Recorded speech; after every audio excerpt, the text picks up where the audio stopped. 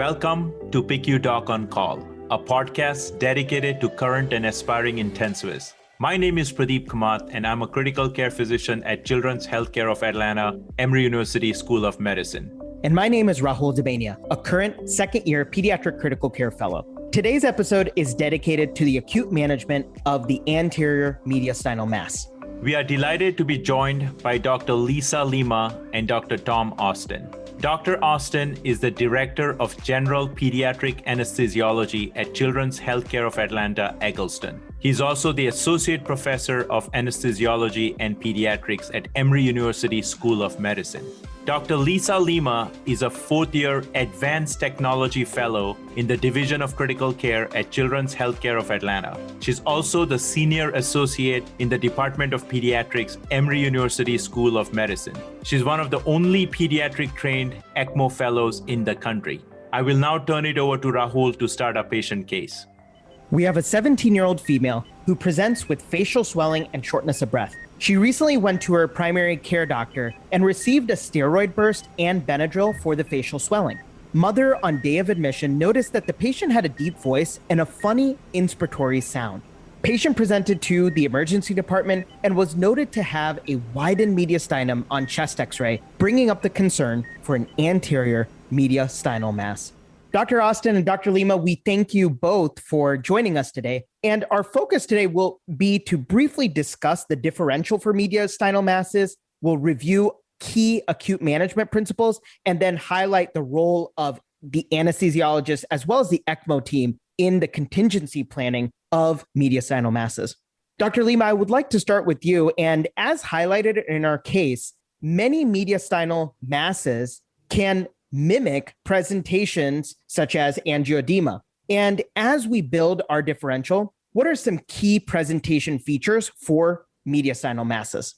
Hey, thanks Rahul and Pradeep for having me on PICU Doc on Call. I'm excited to be here and discuss one of my favorite topics, patients with mediastinal masses, along with anesthesiologist Dr. Tom Austin. I have no conflicts of interest or financial disclosures, just to get that out of the way up front. Children with mediastinal masses can be challenging to diagnose.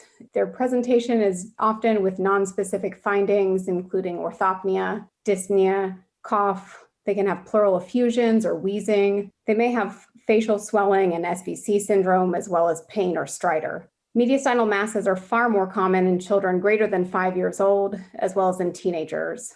Older children outside of the range typically seen with croup, presenting with a barky cough or croup-like symptoms, an anterior mediastinal mass should be a large concern for a differential diagnosis.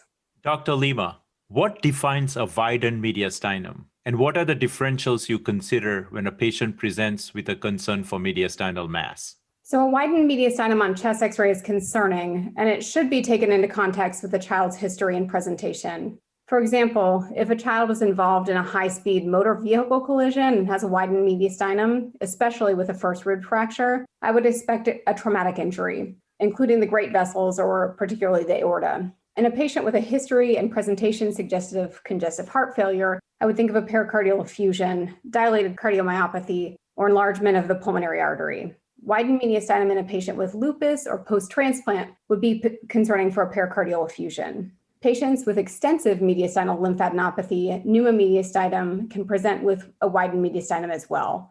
Teenagers who present with leukemia or lymphoma can also present with that. Dr. Lima, that is a broad differential that takes into account what structures are anatomically present in the mediastinum.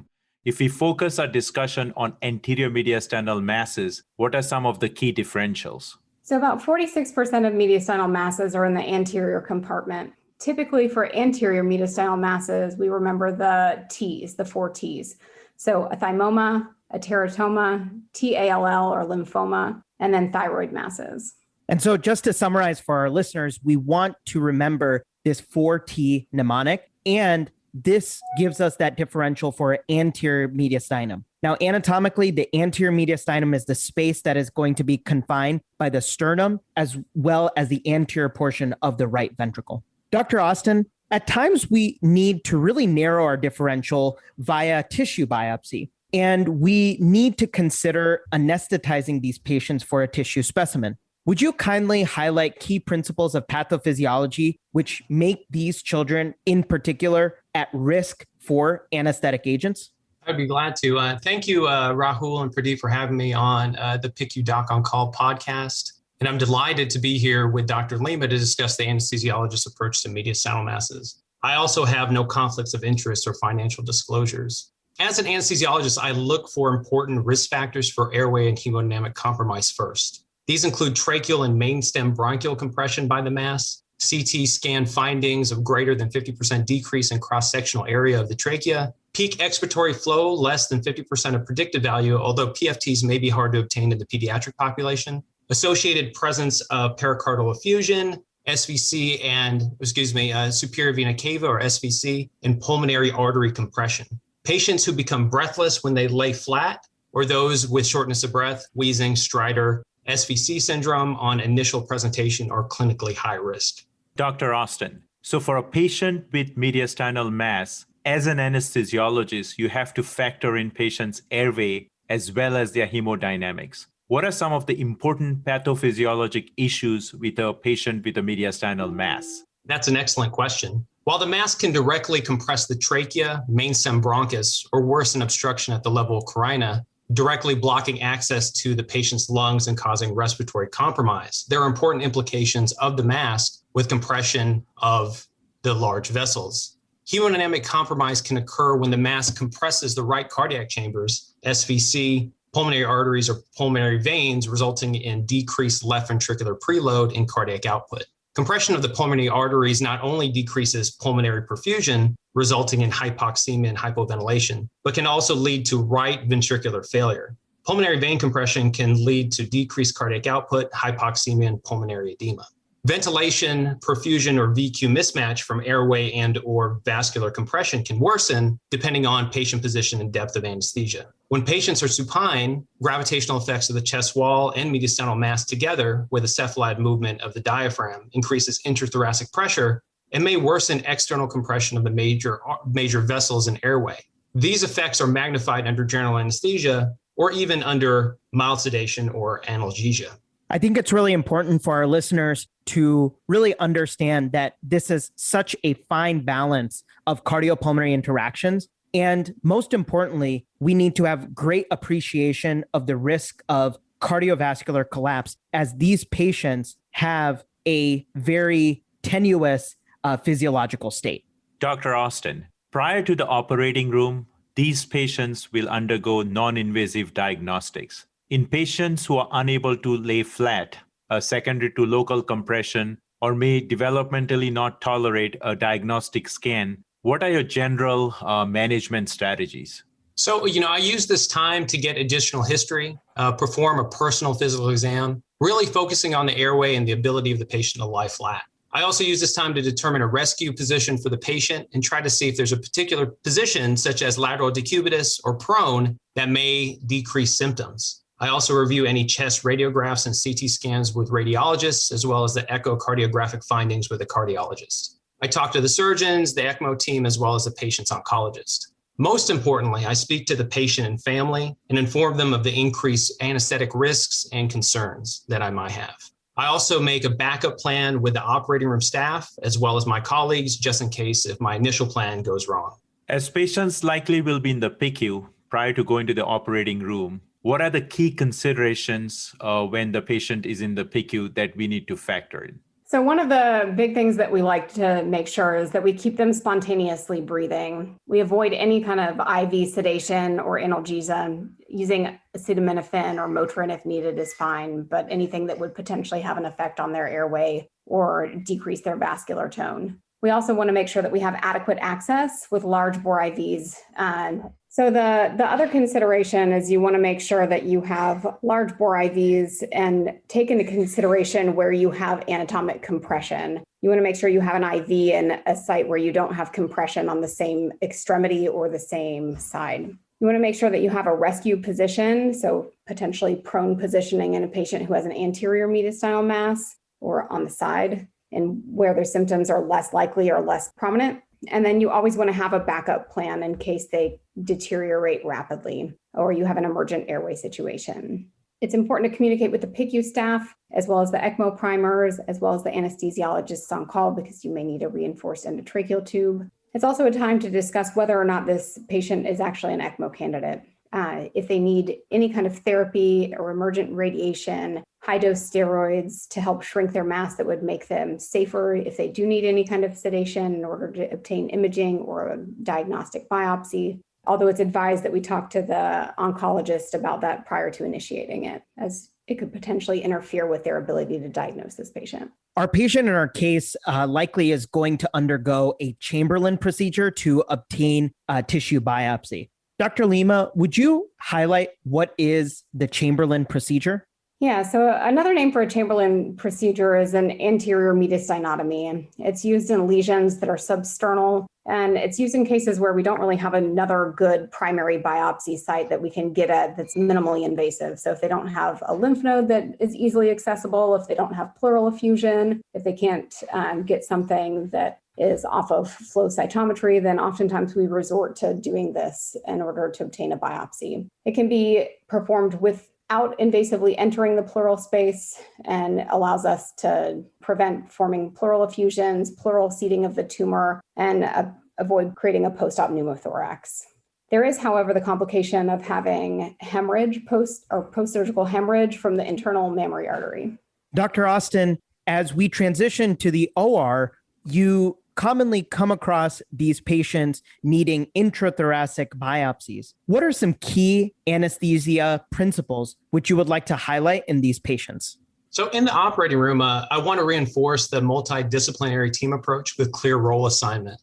I also want to keep the patient spontaneously breathing, maintaining airway reflexes and airway tone. This may involve pain management with IV acetaminophen or Toradol, a low infusion of dexmedetomidine, or very low doses of IV ketamine, although none of these agents are superior to one another, but both require judicious use. I will also encourage liberal use of local anesthetics and give these time to work effectively, and this may take up to 10 minutes or longer with bupivacaine. Most of the time, patients are in the operating room for lumbar punctures, bone marrow biopsies, or lymph node or other mass biopsies, along with possibly PIC and CVL placements. For intubation, typically I'll try everything I can not to intubate the patient if possible.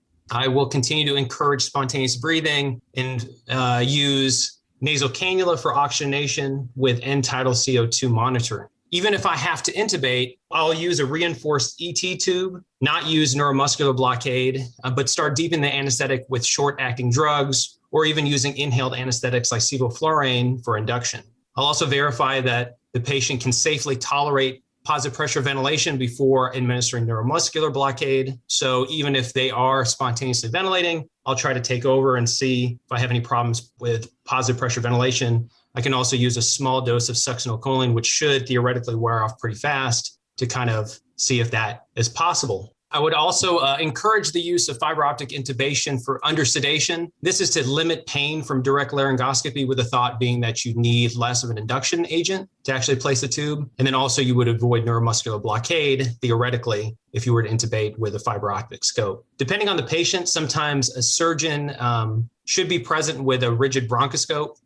As for sedation choices, again, so Precedex or dexmedetomidine and low-dose ketamine used judiciously in titrated effect, so to provide sedation and analgesia without any kind of airway compromise. If the patient is intubated, depending on the case, low-dose sevoflurane can be used for a maintenance of anesthesia. And lastly, for access, placement of age-appropriate large-bore intravenous lines in both the upper and lower extremities are important, especially in the presence of SVC syndrome, where venous return from the upper extremities may be severely compromised. Also, if the patient's well sedated, placement of a central line or PICC line should also be considered.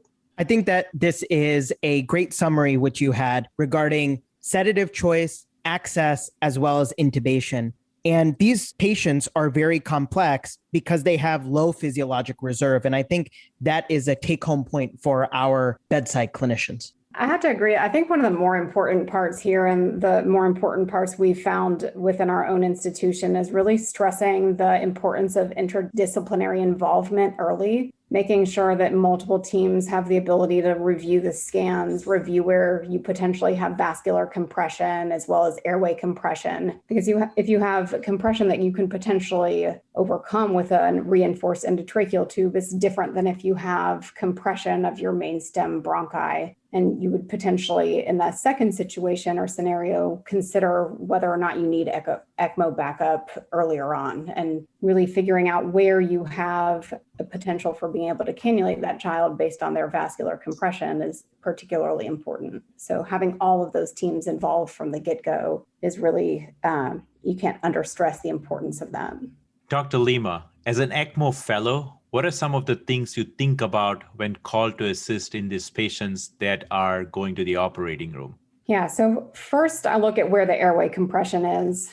Second, I look for where your vascular compression is. So when you're thinking about that, I kind of divide it into big kids and little kids.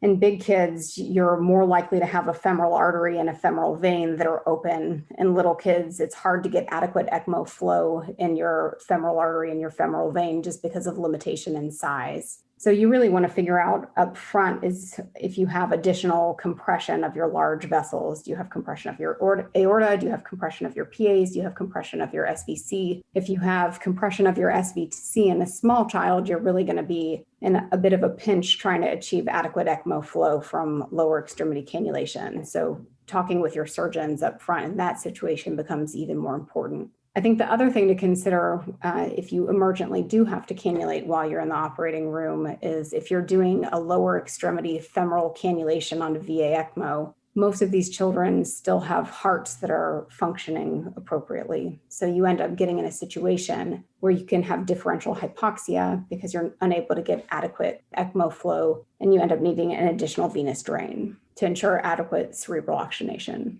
Dr. Lima and Dr. Austin, we really appreciate your insights on today's podcast.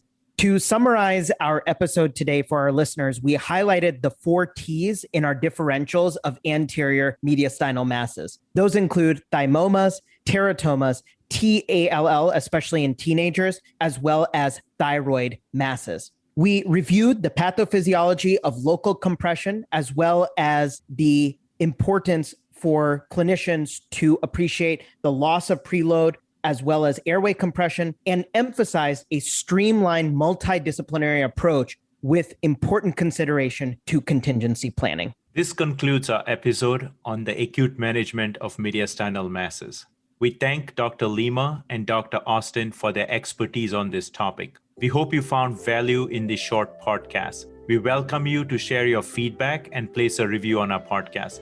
PICU Doc on Call is co-hosted by me and Dr. Rahul Damania, my co-host. Stay tuned for our next episode. Thank you.